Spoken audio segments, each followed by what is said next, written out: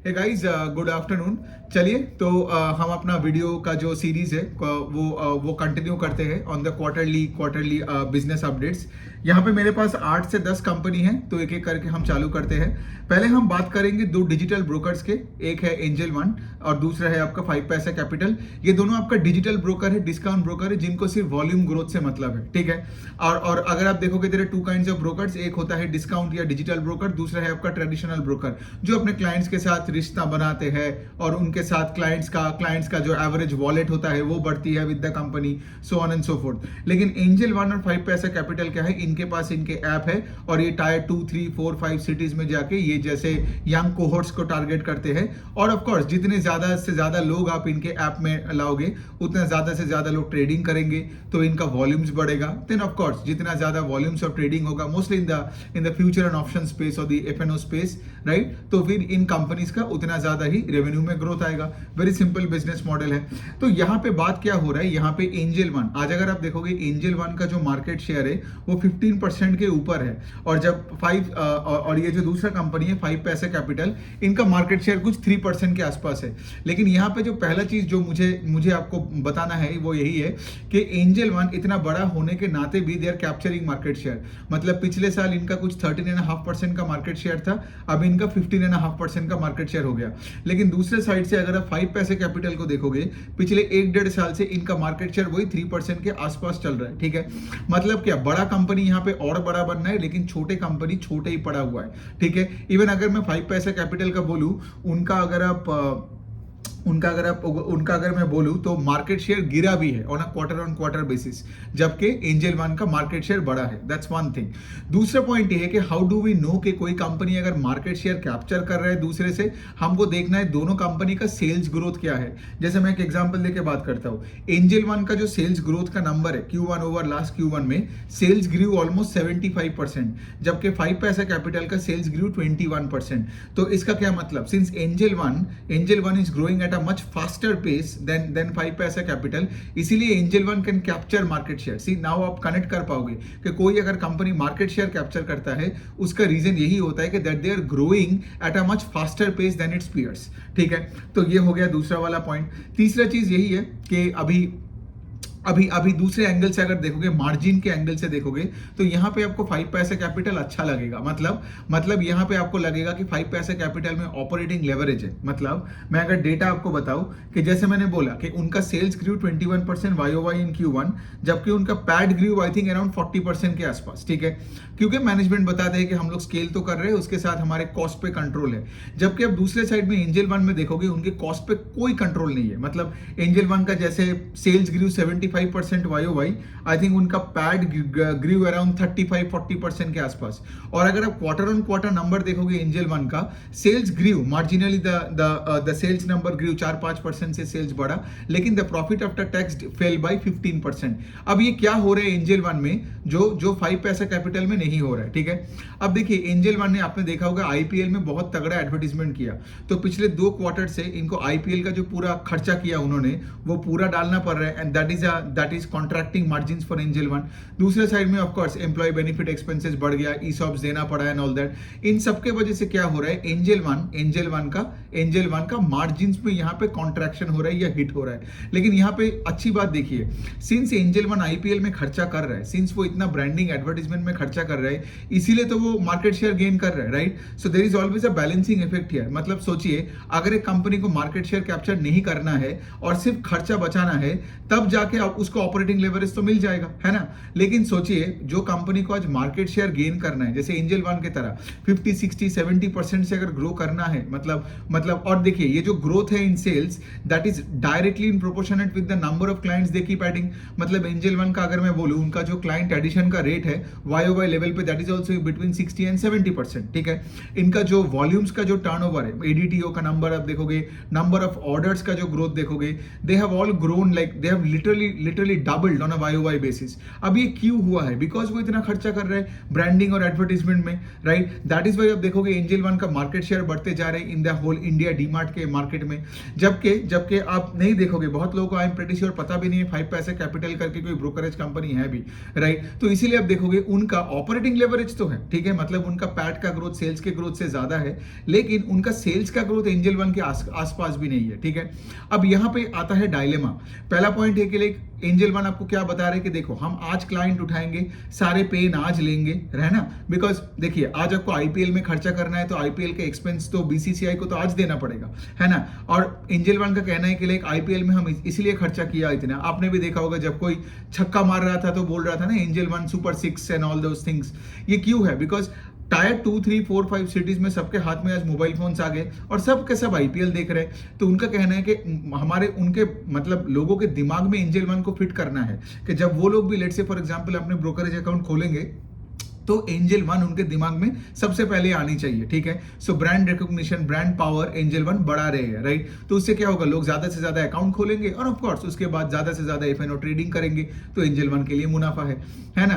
तो बेसिकली यही वाला पॉइंट है। मुझे 5 पैसा कैपिटल में वैसा कुछ दिखा नहीं है। और दूसरा पॉइंट ये भी है, 5 पैसा कैपिटल का जो सेल्स है वो क्वार्टर ऑन क्वार्टर 9% घटा भी, तो वो मुझे उतना अच्छा नहीं लगा। Even angel one on such a big base quarter on quarter उनका सेल्स का 3-4% का ग्रोथ दिखाया, लेकिन अब मैं Q1 FY25 versus Q4 FY24 का बात कर रहा हूं, जबकि 5 पैसा कैपिटल का उनका सेल्स डिग्रीव बाय 9%, ठीक है?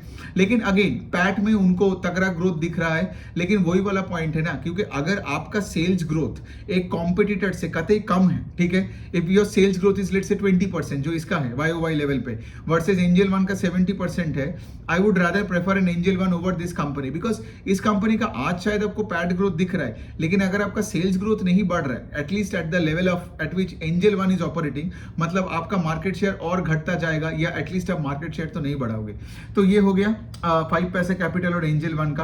अब यही वाला पॉइंट है, यहाँ पे आपने क्या सीखा, एक कंपनी वॉल्यूम ग्रोथ और अपना मार्केट शेयर कैप्चर के लिए जा रहे हैं लेकिन उनको ऑपरेटिंग लेवरेज मिस हो रहा है। दूसरा कंपनी जिनका उतना स्केलेबिलिटी नहीं है, मतलब उनका भी ऐप वगैरह है, right, but they are only growing at 20%। तो सिंस वो लोग सिर्फ कॉस्ट कटिंग का सोच रहा है, उतने एडवर्टाइजमेंट का नहीं सोच रहा है, तो इसी वजह से उनको ऑपरेटिंग लेवरेज मिला। ऑपरेटिंग लेवरेज मतलब when your PAT growth is more than your sales growth, right? और ऑपरेटिंग लेवरेज 5 पैसा कैपिटल के पास है, लेकिन एंजल वन के पास है आपका सेल्स का ग्रोथ, मतलब आपका टॉप लाइन का ग्रोथ, ठीक है? ये हो गया। अब तीसरा कंपनी का हम बात करते हैं HDFC AMC। वो क्या करता है, आप सोचिए आज अगर कोई भी एक ट्रस्टी होता है, ट्रस्टी का मतलब क्या है, एक ऑर्गेनाइजेशन जिनके पास बहुत पैसा है, लेकिन ट्रस्टी को वो पैसा मैनेज करने नहीं आता है, तो वो क्या करता है, ऐसे मैनेजर्स बुलाता है और बोलता है कि भाई तुम लोग इसको संभालो, मतलब कितना डेट में डालोगे, कितने इक्विटी में डालोगे, कितना अप लिक्विड फंड में डालोगे, ठीक है? तो ये जो लोग मैनेज करने आते हैं ट्रस्टी का पैसा, वही होता है एसेट मैनेजमेंट कंपनीज। तो एसेट मैनेजमेंट कंपनीज का जो सारा जो लोग काम करते हैं वो फंड मैनेजर्स होते हैं। अब ऑफकोर्स आपको पता ही है, राइट, कि लाइक सोचिए कि अगर कोई भी कंपनी, कोई भी एसेट मैनेजमेंट कंपनी का फीस तभी बढ़ेगा जब वो AUM और बढ़ जाएगा। Got it? तो सोचिए एक मैनेजर है जो 100 रुपए मैनेज कर रहा है और दूसरा एक मैनेजर है जो लेट से 100 करोड़ रुपए मैनेज कर रहा है, तो ऑफकोर्स जो मैनेजर 100 करोड़ मैनेज कर रहा है उसका फीस ज्यादा होगा। मतलब एसेट मैनेजमेंट कंपनीज क्या है, ये पी ओरिएंटेड बिजनेस है। अब सोचिए AUM बढ़ने का 2 रीजन होता है। एक तो होता है क्या, जिसको हम बोलते हैं मार्क टू मार्केट गेन्स। मतलब इसका मतलब ये है कि सोचो जब बुल मार्केट चलता है, निफ्टी सेंसेक्स ऊपर जाता है, तो इनका जो AUM है, जो भी डेट मतलब जो भी इक्विटी फंड्स लेके बैठा है, वो फंड्स ने अच्छा परफॉर्म किया, तो AUM बढ़ा उस तरीके से बिकॉज स्टॉक प्राइसेस बढ़ गया। Got it? तो जब तुम्हारा स्टॉक प्राइसेस बढ़ जाता है तो उसका एक पर्टिकुलर परसेंटेज तुम्हारा AUM बढ़ा, तो इंक्रीमेंटल AUM का भी एक परसेंटेज मिलेगा AMC कंपनीज को। तो अगर बुल मार्केट होता है तो AMC कंपनीज के लिए अच्छी बात है। बेयर मार्केट होता है तो क्या होता है, let's say for example Nifty Sensex नीचे गया, या वो जो फंड्स मैनेज कर रहे हैं, अगर वो funds let's say for example अच्छा परफॉर्म नहीं किया तो इनका तो फीस घट सकता है ना? तो now you understand the cyclicality, the nature of cyclicality of the business. So पिछले 1-1.5 साल से आप क्या देख रहे हो, बहुत तगड़ा बुल मार्केट चल रहा है। तो जितना तगड़ा बुल मार्केट चलेगा मतलब सारे AMC कंपनीज के AUM बढ़ा इस तरीके से, राइट? तो ऑफ कोर्स जब AUM का मतलब जब सारे AMCs का जो भी AUM मैनेज कर रहे हैं, जो AUM बढ़ा बिकॉज द मार्केट बढ़ा, इसलिए उनका फीस भी बढ़ गया। तो इसीलिए अगर मैं एचडीएफसी एएमसी का नंबर बताऊं इन Q1 में, इनका नंबर they continue to do well because पिछले 2-4 क्वार्टर से भी they have been doing very well because उनके फंड्स अच्छे कर रहे हैं and the market was going northwards. So इनका थोड़ा सा का नंबर बताओ तो इनका सेल्स ग्रू 29%. नाउ इनका सेल्स 29% क्यों बढ़ा? बिकॉज इनका जो एसेट अंडर मैनेजमेंट है वो उसी रेट से ऑलमोस्ट मतलब बढ़ते जा रहे हैं. तो sales grew 29% YOY. Even quarter on quarter भी इनका सेल्स ग्रू ऑलमोस्ट 10-11% के आसपास. इनको मोटा मोटी ऑपरेटिंग लेवरेज भी है बिकॉज इनका I think if I remember the profit after tax also grew around 28-30% के आसपास. ठीक है, तो ये हो गया. एक और चीज आपको देखना पड़ेगा कि एचडीएफसी एएमसी पिछले साल, अब देखिए जैसे मैंने क्या बोला, अगर आप 100 रुपए मैनेज कर रहे हो आपको देखना पड़ेगा कि उसमें से इक्विटी कितना मैनेज कर रहे हो. ठीक है, बिकॉज एक फंड मैनेजर को अगर आप इक्विटी मैनेज कर रहे हो ज्यादा, मतलब इक्विटी मतलब से फॉर एग्जांपल कोई स्टॉक्स का कोई पोर्टफोलियो मैनेज कर रहे हो, वहां पे फंड मैनेजर को ज्यादा फीस मिलता है. Got it? Around 55-57 basis point का यील्ड होता है. मतलब अगर 100 रुपए मैनेज कर रहे हो तो 57 पैसा इनको मिलेगा. ठीक है, उस तरीके से सोचो. लेकिन अगर आप डेट फंड मैनेज कर रहे हो या कोई कॉर्पोरेट बॉन्ड्स मैनेज कर रहे हो या फिर कोई ETF वगैरह मैनेज कर रहे हो, then your yield is much less. मतलब वहां पर जो फंड मैनेजर्स है वो कम कमाता है उसमें. अब देखा गया है पिछले एक साल में the percentage of equity to the total AUM for HDFC AMC has been consistently going up. मतलब मेरे पास पता नहीं वो नंबर है कि नहीं, लेकिन आप पकड़ लो मोटा मोटी लास्ट ईयर में उनका 48-47% के आसपास था इक्विटी टू टोटल AUM. अभी क्या है 56% हो गया टू द टोटल AUM. मतलब क्या, एक तरफ तो पूरा AUM बड़ा है बिकॉज मार्केट ऊपर जा रहा है, तो वो भी फायदा हुआ. दूसरे साइड में इन्होंने क्या किया, अपने प्रोडक्ट मिक्स को पॉजिटिवली चेंज किया. मतलब अभी ये लोग डेट फंड और लिक्विड फंड्स को कम मैनेज कर रहे हैं और एक्टिव ओरिएंटेड इक्विटी फंड्स को ज्यादा मैनेज कर रहे हैं. तो इसलिए क्या हुआ, इनको और फीस मिलता है. सो यहाँ पे क्या हो रहा है, यहाँ पे एक डबल मुनाफा मिला. Got it? तीसरा तो ऑफकोर्स आपको एक चीज और पता है कि जितना ज्यादा AUM और बाजार से और उठाओगे तो इनका फीस और बढ़ेगा. मतलब यहाँ पे वॉल्यूम ग्रोथ का बात कर रहा हूं. लेकिन यहाँ पे आप देखोगे कि लाइक आज अगर आप एचडीएफसी एएमसी या कोई बड़े एमसी कंपनीज को देखोगे तो जैसे एचडीएफसी बैंक के नेटवर्क को ये यूज करते हैं to bring in more money, मतलब to add to more AUM in terms of volume. फिर ऑफ कोर्स इनका डायरेक्ट मेथड भी आज तो हो ही गया है. डायरेक्ट मेथड मतलब ये जो फिनटेक वाले कंपनीज है वहां भी सारे एचडीएफसी म्यूचुअल फंड सब वहां पे डायरेक्टली सब जाके कस्टमर को बोल रहे जाओ कि जाके SIP करो. End of course mutual fund distributors, national distributors तो है ही. यहाँ पे जो मेन चीज, एक और चीज हो रहा है जो मुझे लगता है कि थोड़ा सा स्ट्रक्चरल एस्पेक्ट को ला रहा है, वो है कि आप देखोगे हमारे देश में जो ये SIP का बूम हो रहा है. ठीक है, तो SIP का जो परसेंटेज है to the total AUM of to the total equity AUM that continues to go up. तो इसलिए क्या होता है ना, सोचिए ना कि जब लेट से फॉर एग्जांपल हमारे बाजार में लेट से कोई बेयर मार्केट आ गया और फिर उसके बाद लेट से FIIs चला गया, आप देखोगे 2022 में हमारा बाजार गिरा नहीं. द मेन रीजन वही था क्योंकि retail investors kept on doing SIP. ठीक है, और यही म्यूचुअल फंड का जो कंपनीज है, मतलब asset management companies like it ना, बिकॉज जितना स्ट्रक्चरली पैसा रहेगा राइट, उतना फंड मैनेजर्स का फीस उसके साथ डिपेंडेंट है. अगर लेट से एक बेयर मार्केट आता है और सब लोगों ने रिडेम्पशन करके पैसा उठा लिया तो वो फंड मैनेजर क्या बनाएगा, है ना. तो आपको ये देखना पड़ेगा. But also having said that आज जो ग्रोथ आप देख रहे हो राइट, पिछले 3-4 क्वार्टर से YOY लेवल पे जो भी आज, मतलब आप निपॉन देखोगे, एचडीएफसी एएमसी, मतलब एचडीएफसी एएमसी पहले ग्रो ही नहीं करता था. ठीक है, लेकिन अभी देख रहे हो वो 25-30-35% से ग्रो कर रहा है बिकॉज मार्केट ऊपर जा रहा है. ये मार्केट लिंक्ड बिजनेसेस है. ठीक है, तो जब तक मार्केट ऊपर जाता रहेगा इनका अच्छा रिजल्ट आएगा ऑफ कोर्स ना, बिकॉज जैसे मैंने बताया जितना AUM बढ़ेगा उतना इनका फीस बढ़ेगा, है ना. और of course everybody wants to manage equity now because equity funds manage करने में फीस ज्यादा मिलती है. तो यही है, अच्छी रिजल्ट हुआ है एचडीएफसी एएमसी का. Nothing to compare about, nothing to like complain about. एक और पॉइंट आपको बोलनी है कि इस कंपनी का dividend pay out ratio is 77-78%. पहले ये 50-40% के आसपास हुआ करता था. सो मतलब क्या, हर साल में जो भी प्रॉफिट बनाते हैं उसका एक बड़ा चंक लेके, मतलब it's like a bigger and bigger chunk जो कंपनी उठा के शेयर होल्डर्स को देती है. अभी 77% हो गया. वन मोर मेट्रिक जो मैं बोलता हूं कोई भी कंपनी का, फाइनेंशियल्स या नॉन फाइनेंशियल्स, आप देखने का कि ROE का ट्रेजेक्टरी किस तरफ जा रहा है. So last year HDFC AMC का ROE was 24%, this time it's 29%. ठीक है, तो इनका ROE बढ़ने का एक और रीजन ये भी है, return on equity means net income divided divided by share holder equity base. तो आपका आरओई बढ़ना मतलब क्या है, अगर आपको कुछ समझ नहीं आ रहा है, सिर्फ अगर आरओई का नंबर देख रहे हो ऊपर जा रहा है, मतलब बिजनेस पे from a big picture level सब कुछ सही हो रहा है, ठीक है। तो आरओई का नंबर ऊपर जा रहा है एंड उसके साथ आपका सेल्स भी ग्रू ऑलमोस्ट 30% के आसपास। डिविडेंड यील्ड मतलब यहाँ पे डिविडेंड पे आउट भी बढ़ा दिया। So on and so fourth, सब कुछ तो ठीक ही है। इसके साथ एक और चीज आपको देखना पड़ेगा एएमसी इस कंपनी को कि उनका B30 सिटीज में कैसे आप प्रेजेंस बढ़ा रहे हो। B30 मतलब आपका 30-35 जो मेन जो टॉप सिटीज होता है हमारे देश में, उसके नीचे जाके आप कितने किस रेट से आप AUM को उठा रहे हो, ठीक है। तो यहाँ पे आप देखोगे निपॉन बहुत अच्छा कर रहा है। I think Nippon is number 1, Nippon life AMC, उनका 20-21% ऑफ AUM B30 सिटीज से आता है, बिकॉज वही पे स्कोप ज्यादा है ना in terms of volume growth as well, to get more clients in, है ना, rather than say just the शहरों के लोगों का। एंड दूसरा पॉइंट ये है कि HDFC AMC का भी मार्केट शेयर यहाँ बढ़ते जा रहे हैं, both in B30 as well as in active equity base to the total equity AUM in the industry. तो ये हो गया बात। तो चलिए यहाँ पे तो हमने 3 कंपनीज का फाइनेंशियल्स का किया। फोर्थ एक फाइनेंशियल करते हैं जो कि एक बैंक है, बैंक ऑफ महाराष्ट्र। मुझे एक्चुअली ये PSU बैंक्स में सबसे अच्छा तगड़ा बैंक लगता है, वाई आई टेल यू।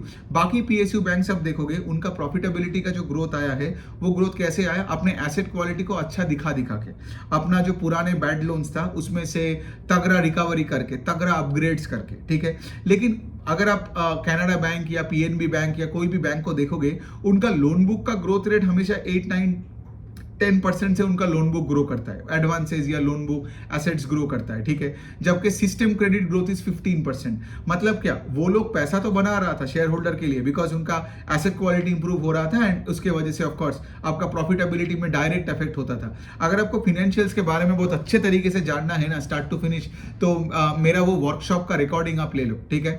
एकदम बैठो, 18 घंटे मैंने एक साथ बैठ के वो लेक्चर किया था over a period of 2 days।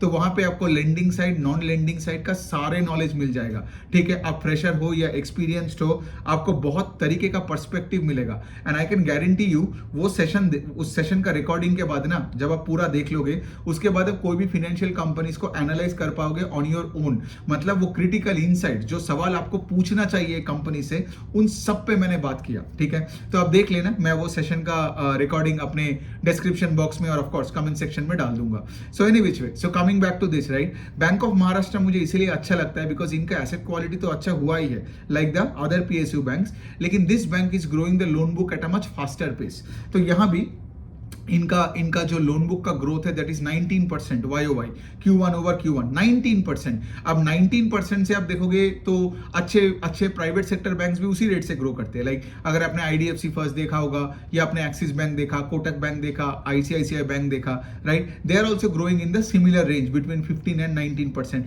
HDFC Bank भी उसी कैटेगरी में आ रहा है। तो द पॉइंट इज के लाइक यहाँ पे this becomes one of the very few PSU banks, ठीक है, बड़े बैंक्स हैं, इनका भी ऑफकोर्स 2-2.5 लाख करोड़ के ऊपर का लोन बुक का साइज होगा, आप एक बार कंफर्म कर लेना। तो वहां पे 19% का growth is good.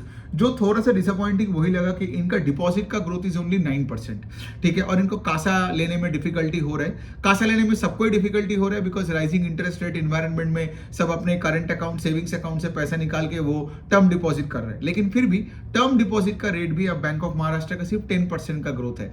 So deposit का ग्रोथ में उनको शायद थोड़ा काम करना पड़ेगा, बिकॉज क्या होता है ना, इफ योर डिपॉजिट का बुक इज ग्रोइंग 9-10%, आगे जाके आपका लोन बुक का पेस ऑफ ग्रोथ भी घट जाएगा ना, राइट। बिकॉज जो मुझे लगता है इंडसइंड बैंक में हो रहा है, इंडसइंड बैंक पिछले कुछ क्वार्टर से उनका डिपॉजिट बुक 13-14% से ग्रो करता था, लोन बुक ग्रो करता था 20% प्लस। लेकिन इस बार का जो अपडेट में मैंने देखा कि उनका लोन बुक का ग्रोथ रेट भी घट के सिर्फ 16% का ग्रोथ नंबर्स दिखाया। बिकॉज डिपॉजिट का ग्रोथ अगर नहीं हुआ तो मतलब बैंक्स तो देखो दूसरों का डिपॉजिट का पैसा लेके लेंड करेगा ना, तो अगर डिपॉजिट बुक में तगड़ा ग्रोथ नहीं आएगा तो लोन बुक में कैसे ग्रोथ करेगा। तो यही है इनका भी। ऑफ कोर्स अब देखिए इनका भी retail, agri and SME MSME तीनों सेगमेंट में लेंड करते हैं। मैं थोड़ा बैंक ऑफ महाराष्ट्र का थोड़ा लोन बुक का ब्रेकअप दे रहा हूं सो दैट आपको समझ में आए। और यहाँ पे आप देख सकते हो SME MSME में सारे फाइनेंशियल्स में बहुत फोकस है। तो यहाँ भी बैंक ऑफ महाराष्ट्र का overall book grew 19%, but the SME division grew almost 30%। फिर उसके बाद एग्री का डिवीजन है दैट ग्रू 25% के आसपास, रिटेल अराउंड 20-18 के आसपास के ग्रो किया। So overall end of course retail is the bigger chunk of the book followed by agri and SME. So overall इनका 19-20% का ग्रोथ रेट है, नॉट बैड। सो ये हो गया। इनका ग्रॉस एनपीए का number is 1.8%, they keep on improving. Slippage ratio improve होते जा रहा है। स्लिपेज रेशियो मतलब एक पर्टिकुलर क्वार्टर में कितना नया जीएनपीए बना है to the total asset book, ठीक है। तो स्लिपेज रेशियो भी 1% के आसपास के है, ठीक है। सो ग्रॉस एनपीए अच्छा है, क्रेडिट कॉस्ट भी 1% के आसपास ही है। सो सब कुछ ठीक है, कोई प्रॉब्लम नहीं है। इस बैंक का आप देखोगे आरओई का नंबर भी 22% के ऊपर है। तो बैंक ऑफ महाराष्ट्र एक अच्छी बैंक है। Bank of Maharashtra has been doing actually very well, क्योंकि मैं इसको पिछले 3-4 साल से ट्रैक कर रहा हूँ। आई होप आपको समझ में आए कि डिफरेंस क्या है बैंक ऑफ महाराष्ट्र और बाकी बैंक्स में इन द पीएसयूज में, राइट। बाकी पीएसयूज का जो ग्रोथ रेट है, लोन बुक का जो ग्रोथ है, वो 8-9-10% से होता है, लेकिन Bank of Maharashtra is growing at the pace at which the private sector banks are growing. And अभी अगर मैं बैंक ऑफ महाराष्ट्र का कोई भी एसेट क्वालिटी या प्रॉफिटेबिलिटी का मेट्रिक उठा लूं, so that is at par और as good as say for example कोई एक अच्छा प्राइवेट सेक्टर बैंक भी, ठीक है। सो ये हो गया बैंक ऑफ महाराष्ट्र का। अब थोड़ा सा लास्ट एक कंपनी का बात कर लेते हैं, आईरेडा, IREDA, ठीक है। तो ये क्या है, एक एनबीएफसी कंपनी है जो ग्रीन फाइनेंसिंग एनबीएफसी बोलते हैं। मतलब से for example solar, wind, thermal, biogas, फिर यहाँ पे फिर इलेक्ट्रिक व्हीकल का अगर कोई बैटरी मैन्युफैक्चरर हो, तो ऐसे कंपनीज को ये लोग लेंड करते हैं, आईरेडा, ठीक है। अब बात ये है कि लाइक इस कंपनी को रिसेंटली नवरत्न स्टेटस भी दे दिया गवर्नमेंट ने। By the way IREDA, as I said, Navratna मतलब नवरत्न तो सिर्फ गवर्नमेंट कंपनीज को ही मिलता है। अब ये कंपनी का 75% शेयर होल्डर है आपका हमारा प्रेसिडेंट ऑफ इंडिया। मतलब it's a government owned business में तो कोई प्रॉब्लम नहीं है, बिकॉज देखिए हमारे देश में जो भी रिन्यूएबल्स में जो ग्रोथ आएगा उसके लिए बड़ा फाइनेंसिंग तो चाहिए होता है ना। जैसे मैंने बोला, सोलर, हाइड्रो, विंड, एथेनॉल, फिर ट्रांसमिशन है, फिर उसके बाद ईवी चार्जिंग है, ग्रीन हाइड्रोजन है एंड ऑल दैट, ठीक है। तो इनका तो सब ठीक ही है। मतलब आईरेडा का तो अभी मतलब if I look at the asset quality also, इनका जीएनपीए नंबर अभी 2% है। Last year the number was 3%, so that's improved. दूसरा है कि लाइक इनका जो ऑपरेटिंग प्रॉफिट है, ऑपरेटिंग प्रॉफिट कैसे आप कैलकुलेट करते हो, एक तो होता है आपका नेट इंटरेस्ट इनकम है, करेक्ट। मतलब interest earned minus interest expense, वो है आपका नेट इंटरेस्ट इनकम। फिर उसके साथ जब आप उसका अदर इनकम ऐड करते हो, ठीक है, फीस एंड वो सब चीजें, तो आपका टोटल इनकम बढ़ता है। अब टोटल इनकम से अगर आपसे बिजनेस का जो ऑपरेटिंग एक्सपेंसेस है, वो सब चीजें एम्प्लॉय का सैलरी एंड ऑल हटाते हो, तो आपको बनता है ऑपरेटिंग प्रॉफिट। तो इनका ऑपरेटिंग प्रॉफिट ग्रीव 30% के आसपास। इनका loan book I think grew around 25% के आसपास। और इनका जो प्रॉफिट आफ्टर टैक्स है, if I have that number also grew 30% के आसपास। अब now the good thing is this, right, हम लोग पिछले 1-1.5 साल से क्या देख रहे थे, interest rate, rising interest rate environment में बहुत सारे फाइनेंशियल्स का यहाँ पे निम्स एंड स्प्रेड में प्रॉब्लम्स आ रहा था। लेकिन आईरेडा में हमने उल्टा चीज देखा कि लाइक इंटरेस्ट कॉस्ट तो बढ़ते जा रहा था, राइट, लेकिन but they were able to pass it on to their end consumer so well that इनका निम्स बढ़ गया, ठीक है। मतलब अगर मैं इनका निम्स का नंबर या स्प्रेड का नंबर अगर आप देखोगे, YOY लेवल पे that number has gone up. And the other good thing is के लाइक इनका provision coverage ratio number is also going up. Provision coverage का मतलब क्या है, सोचो अगर आपका ग्रॉस एनपीए है लेट्स से 100 रुपए में 2 रुपए, ठीक है, तो योर जीएनपीए नंबर इज 2%, 2/100।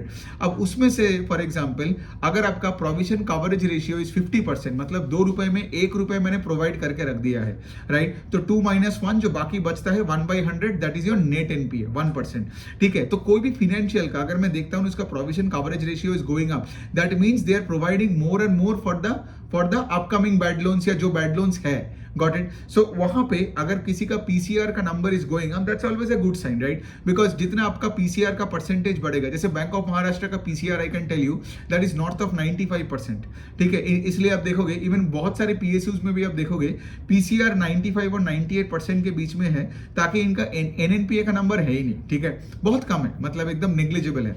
तो यहां भी पीसीआर का number I think last year में 40% था, अभी 50% हो गया।